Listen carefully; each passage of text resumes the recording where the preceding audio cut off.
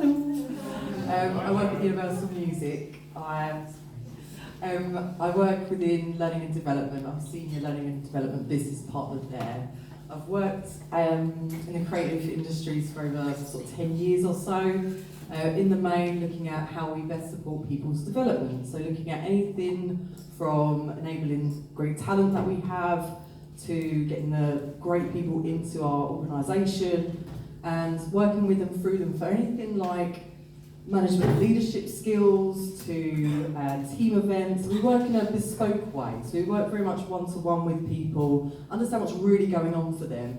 We believe it's not courses for courses' sake, so it's not just pushing people onto courses and say, there you go, see you later. We believe that actually underpinning the individual. So let's understand what's going on for the individual, then put forward great L&D initiatives for them. And I want to say L&D initiatives, it could be courses, or it could be broader than that. Key thing is it's building understanding, whether it's knowledge or beyond, whatever that looks like, skills, abilities, anything which is going to support the individual and enable them to perform, essentially. And my job is to do that, and I love it. It's great. I love working there. People are excellent. And I suppose the reason why I'm here today, I'll stop talking. The reason why I'm here today is I work within the inclusion, diversity and belonging workforce at Universal Music. And as part of that piece of work which we've done as an overall project, we're looking at neurodiversity, and hence why I'm here. We've partnered with exceptional individuals, and Matt and Co have been amazing the last year, working with them through our people to make some great stuff land. And yeah, thank you, Joe. And Kaiya? Hi, I'm Kaiya. I'm a writer and theatre and filmmaker. I was diagnosed as neurodivergent, Dyslexic, Dyspraxic, and ADHD. I was diagnosed as an adult, as a student at university, and I had no idea before that. And after that sort of like big revelation, I made a show, like a stand-up storytelling show about my experiences of education, basically because I got diagnosed at Oxford University, and I got a lot of, it was very difficult because people were like, well, you're clever, so obviously you're not neurodivergent, which is silly because that's absolutely not the case. Most recently, I've just written a book, a memoir, which is an adaptation of the show that I did, which I'm going to be reading a bit of later. Thank you. And Sara? Hi, I'm Sara. So I'm a professor in regenerative pharmacology at Imperial College. I'm really interested in people like everybody here, neurodiverse, people that have learning differences but are clearly high ability in some aspect. And in America, you call that individual twice exceptional.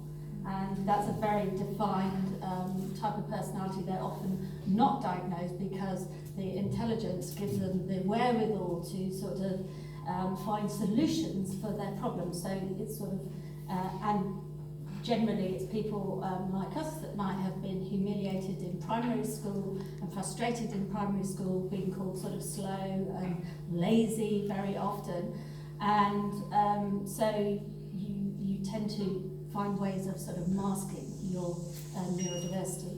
Is this what I'm supposed to be doing 5 minutes on creativity and science? No, we'll just go around to just a little intro to you. Don't worry, it's more relaxed. Don't worry about it. Yeah. And finally, Joe. Hi everyone, my name is John Paul, but professionally known as J-Rock from the music group Big Brovaz.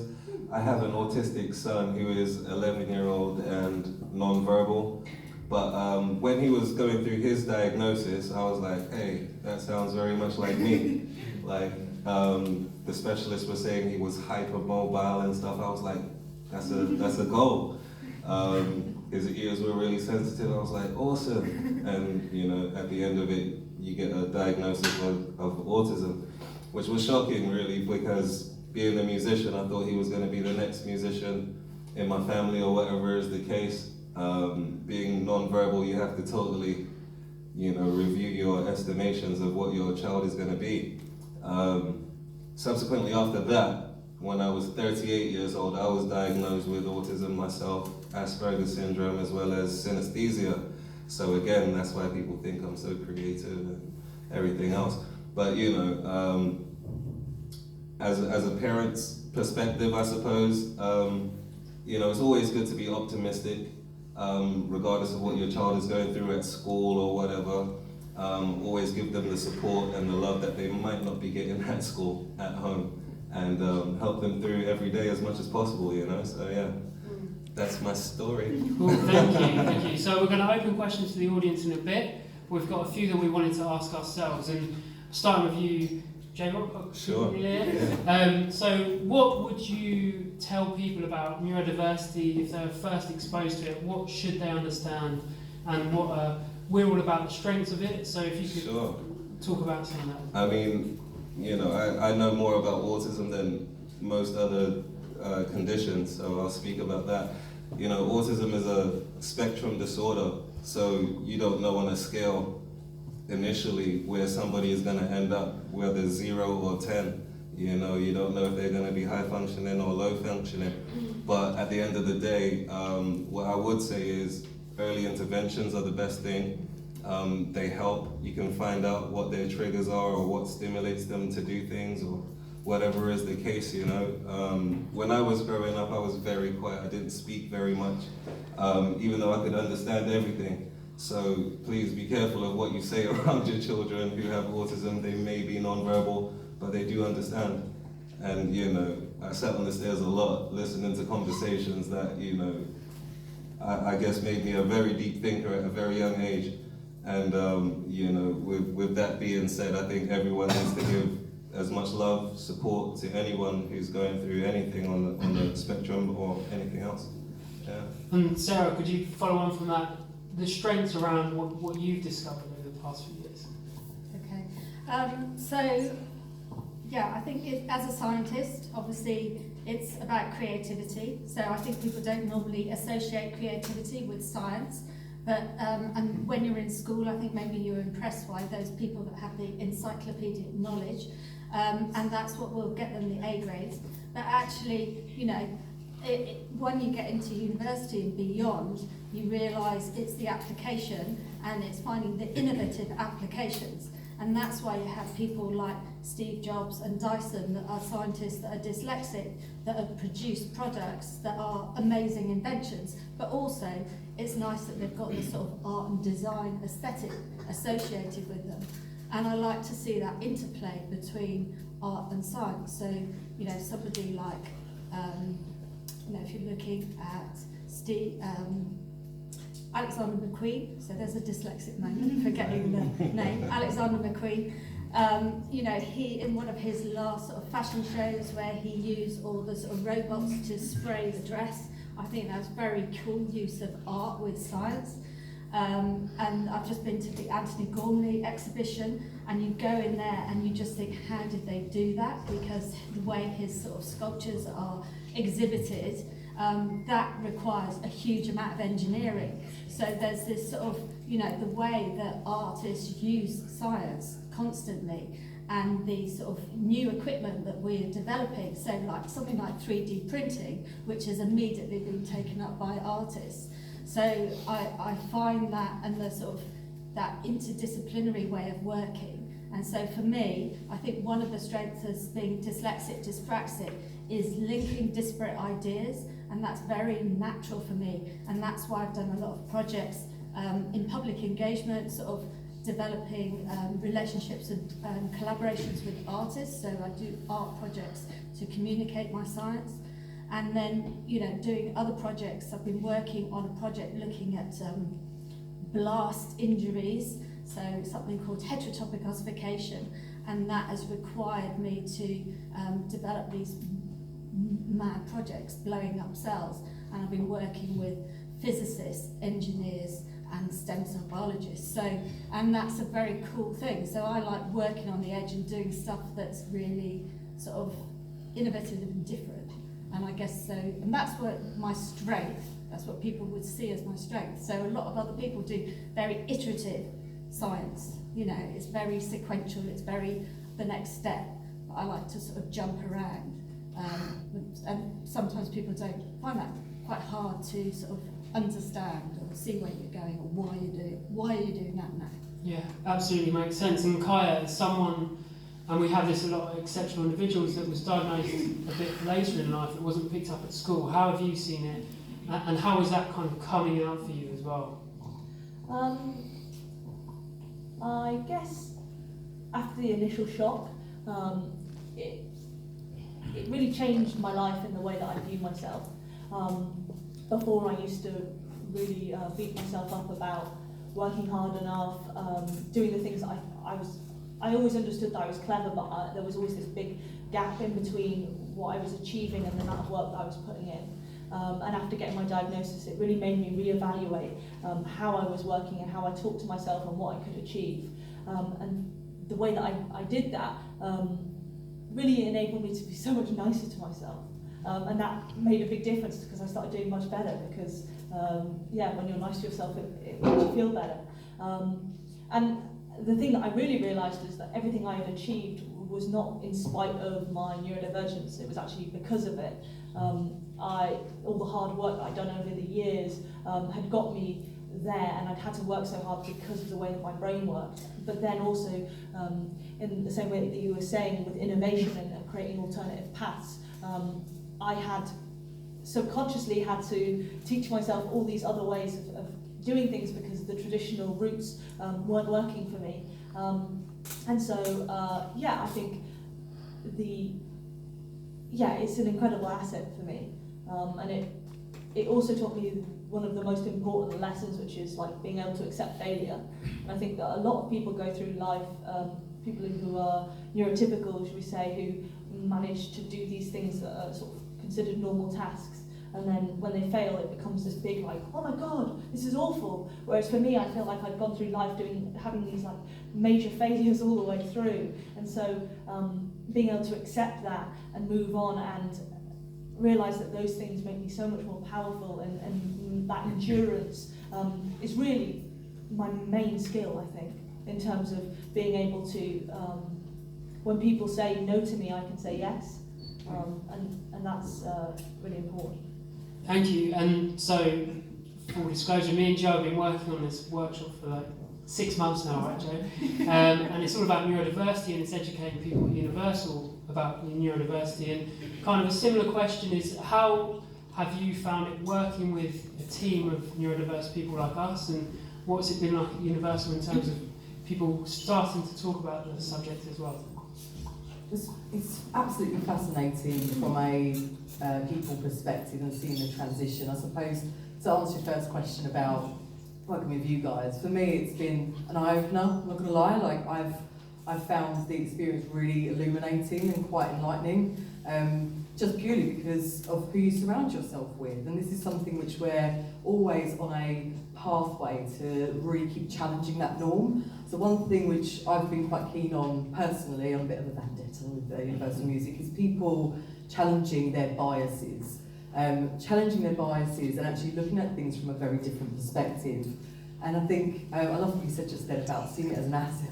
I love that. It's absolutely golden, because that's exactly where we want our workforce to be getting to, really into that spot where, you know, recognising all of the amazing strengths that come with it. I mean, I've seen it with them through working with you guys, you know, like actually, you know, somebody who may be living with autism may not come up with a ton of ideas in the workplace, but they'll come up with that one absolutely amazing idea which nobody's ever thought of. That's the person you want in your team. That's the person you want in that space, because no one else would have thought of that. So why would you not encourage a workforce which has that diversity of thinking?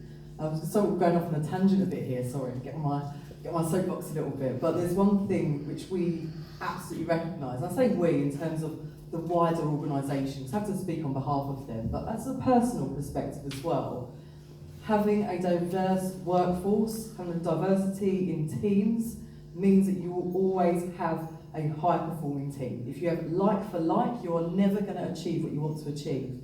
So recognising the strengths, to your point, of having people who live with ADHD, autism, dyslexia, dyspraxia, that's a great thing, because it's an asset to business, you know. So yeah, sorry, I've waffled on. I think I've answered your question. No, it's fine, keep going.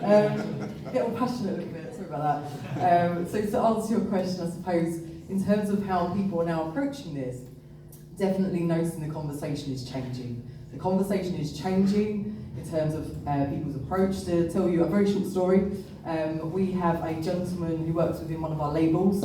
He lives with ADHD. This is someone who is absolutely in the high-performing bracket. This person is excellent at what he does, and it is because of his ADHD. It is because he lives with that, and as a result, his team are now working in a space where they can really, really lean into, we understand this about him, so we can support. We know that he's at risk of burnout, so what do we do to support him in that space?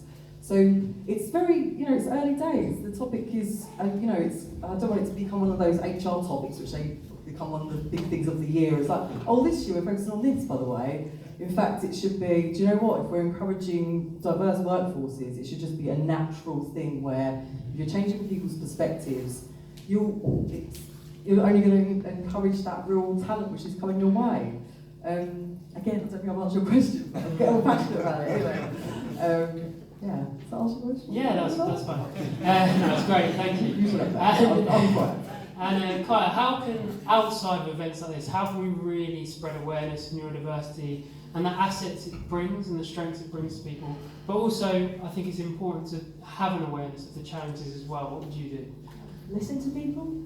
I think that one of my pet peeves is people talking about it when they have no lived experience. In terms of there are so many of us whose every day is maybe different from what other people might expect, and my big thing is like listening to the stories that we have, because those stories are our greatest asset.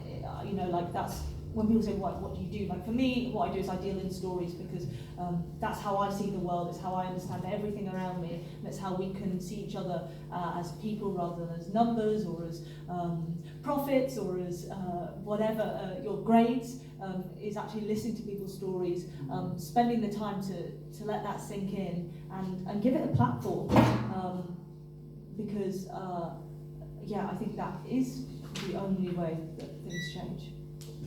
And Sara, would you add to that across all levels? Okay, so in terms of what I'm doing personally is I've developed a project called To Empower UK, and the 2E is a way of saying twice exceptional. And in that project I've got several branches of it, but for instance we run STEM workshops for neurodiverse teenagers. And we bring in just autistic students, or we bring in students that are dyslexic, dyspraxic, ADHD with their parents or carers. And then, for example, we will split them, so we will provide support and help the parents to understand the neurodiversity of their child and how they can support them. And we have specialist people to do that. And then with the students, we design science workshops, but in a way that they would like to learn science. So for the dyslexic ones, it's all about doing stuff and being creative and bringing in art and science. And then for the autistic ones, it's giving them lots of different choices and giving them the depth, because they really want to do things in complete, absolute depth. And so we can bring in our pure maths professor who is also autistic and get them to do maths, and they can get very excited about number 17 for whatever reason, but hey. And those have been some of the most rewarding workshops I've ever done, and particularly with the autistic, the parents have gone away, said to me it's the first positive thing anybody has ever done for my child. And that, I think, says something. Most of those children, by the way, are being home educated because they've been bullied in school, and so they're not in mainstream school. And these are incredibly intelligent, children with huge potential in terms of STEM. And the reason I'm doing it for science is, in Imperial College we only have 8% of students that have disability, and that includes all the learning differences. And the Royal College of Art, which is next door, have got 40% dyslexics. And that just shows, when you're at school, my son, because I have a similar story. When my son was diagnosed, I really sort of thought, okay, this sounds familiar. And they said, oh, Dr. Rankin, you don't seem too bothered. And I was like, well, you were describing me. He's going to be a professor. But the school said, no, can't do triple science because he's a bit, dyslexic. And the interesting thing with science, now you've got me on one, so we're doing biology revision. And this is the problem if you're dyslexic. Because when you do a biology exam and you're asked a question, you have to write down a specific answer. So the question is, you've got 2 trays of seedlings and one tray is covered with plastic. Which one will grow better and why? Well, the one covered with plastic. And we all know why, we all know the obvious answer. And my son will say, oh, well, because the one covered with plastic, rodents and insects won't be able to get to it. And so 0 points for his GCSE. And that's the problem. And people always say about people with dyslexia, dyspraxic stuff, you've got a slow processing speed. And I would argue against that because I think actually the way our brains work is that somebody asks you a question and you don't just come out with the most obvious answer. You sort of link it in with all the other sort of things you know and you try and come out with something more interesting. And that's, because that's what we like. We would like to do something more creative and innovative.